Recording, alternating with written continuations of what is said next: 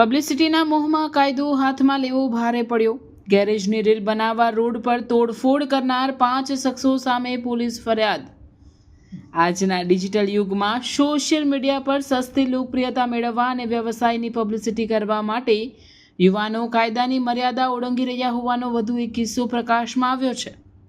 શહેરના સરગમ કોમ્પ્લેક્સ સામેના જાહેર માર્ગ પર એક ગેરેજના પ્રમોશન માટે ફિલ્મી ઢબે તોફાન મચાવી વાહનોમાં તોડફોડ કરતો વિડીયો સોશિયલ મીડિયા પર વાયરલ કરવામાં આવ્યો હતો। આ વિડીયોમાં જે પ્રકારે જાહેર રોડ પર અરાજકતા ફેલાવવામાં આવી હતી તેનાથી સ્થાનિકોમાં પણ ભયનો માહોલ જોવા મળ્યો હતો। જો કે આ રીલ વાયરલ થતાની સાથે જ પોલીસ હરકતમાં આવી હતી અને કાયદો વ્યવસ્થા જોખમાં આવતા આ કૃત્ય બદલ કડક વલણ અપનાવ્યું હતું।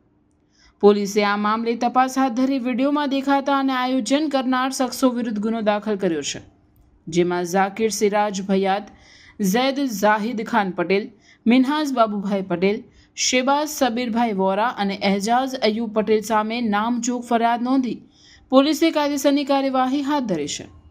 આ ઘટનાએ સોશિયલ મીડિયાના વળગણમાં ભાન ભૂલતા યુવાનો માટે લાલબત્તી સમાન કિસ્સો પૂરો પાડ્યો છે।